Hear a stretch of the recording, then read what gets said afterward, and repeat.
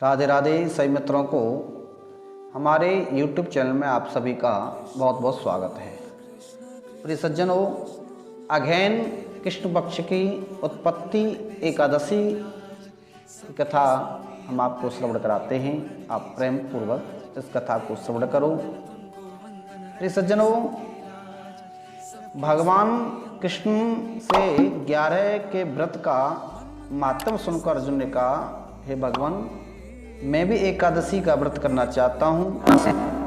इसके बाद शरीर पर मिट्टी लगाकर शुद्ध जल से स्नान कर संकल्प बोलें, हे भगवती, मेरे सब पापों को नष्ट करो। जिस एकादशी का व्रत करो उस दिन अच्छी संगत में रहें, पाखंडी, चोर, दुष्ट जनों से वार्तालाप और उनके दर्शन भी न करें। उस दिन नीच विचारों से बचकर बड़ी श्रद्धा और भक्ति से विष्णु भगवान की धूप दीप आदि सुगंधित पदार्थों से पूजा करें। दिन रात पवित्र रहकर हरि का कीर्तन करते हुए एकादशी का व्रत करें।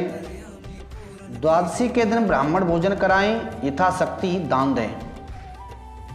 इस प्रकार नियम पालन करते हुए जो एकादशी का व्रत करता है उसे अनंत काल के लिए स्वर्ग प्राप्त होता है। प्रिय सज्जनों,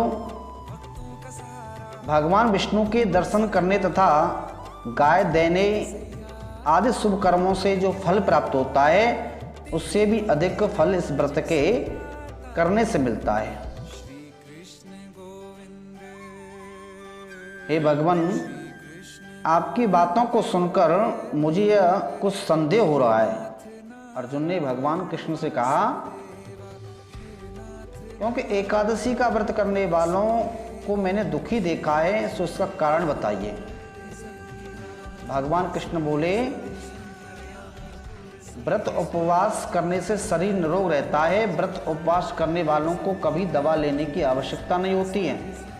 इन व्रतों में एकादशी व्रत ही सर्वश्रेष्ठ है। दूसरे व्रतों से लाभ यह है कि बहुत सा अन्न धन बचा जाता है, सो काल में काम आता है। यह धन दीन दुखियों की सेवा में लगता है। इससे व्रत उपवास करने वालों को सुख प्राप्त होता है। इतनी कथा कहने के बाद भगवान कृष्ण बोले, हे अर्जुन, ध्यान से सुनो, मैं एकादशी व्रत का असली सार बताता हूँ। व्रत करने से पहले मन में यह संकल्प करें कि मैं जीवन भर चाहे मुझ पर कैसा भी दुख क्यों ना आए, परंतु काम, क्रोध, लोभ, मोह और अभिमान से सदा दूर रहूंगा। इस तरह करने से अर्जुन, व्रत करने वाला मन सब सुख भोग कर स्वर्ग हो जाता है। इस कथा को श्रवण कर, हे भगवान, क्या बीमारी मानव को व्रत नहीं करना चाहिए? अर्जुन ने जब पूछा है कि भगवान, बीमार मानव को व्रत करना चाहिए या नहीं, अर्जुन का प्रश्न सुनकर भगवान हंसकर बोले, बीमार और रोगी को व्रत नहीं करना चाहिए।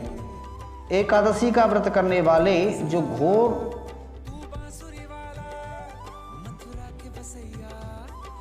बीमारी में पड़े रहते हैं, जो नीच कर्मों से बचते हुए थोड़ा सा फलाहार करते हैं, वो भी स्वर्ग को जाते हैं। भगवान कृष्ण बोले, हे अर्जुन, अब मैं आपको एकादशी की कथा श्रवण कराता हूँ। एक मुर नामक बहुत बलवान राक्षस ने सभी देवताओं को युद्ध में हराकर स्वर्ग का राज छीन लिया। तब इंद्र, कुबेर आदि सभी देवता भगवान शंकर की शरण में आकर बोले कि उस राक्षस ने हमें हराकर स्वर्ग का राज छीन लिया है, आप उसे मारकर स्वर्ग का राज हमें दिलाकर कृतज्ञ कीजिए।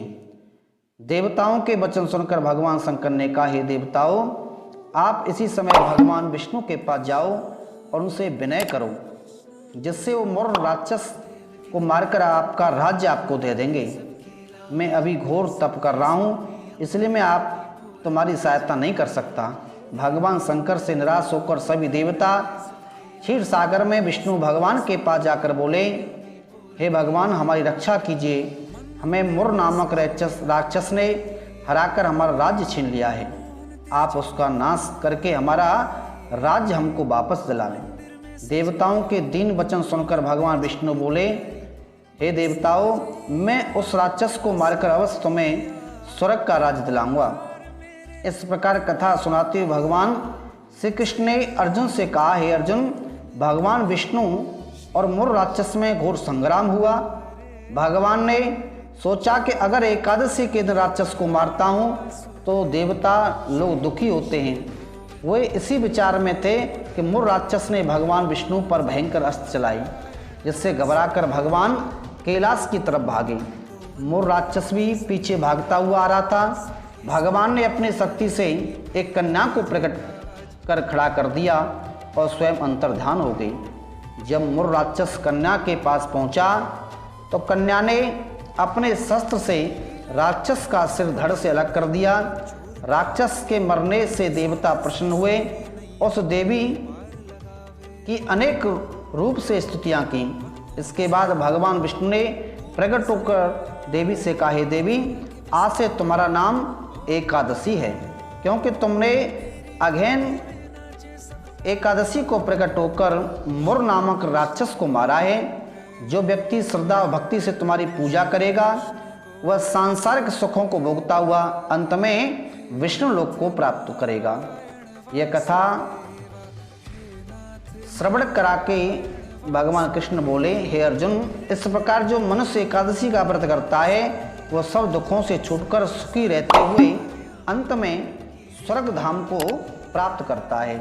इसलिए संसार के सब सुखों को पाने के लिए एकादशी के दिन निराहार रहकर द्वादशी के दिन किसी दीन दुखी ब्राह्मण को भोजन कराकर स्वयं प्रसाद ग्रहण करना चाहिए। जय श्री राधे, जय श्री कृष्ण। प्रिय सज्जनों, हमारे YouTube चैनल को आप सब्सक्राइब करें, वीडियो को लाइक करें और आगे इस कथा को शेयर करें। राधे राधे, जय श्री कृष्ण।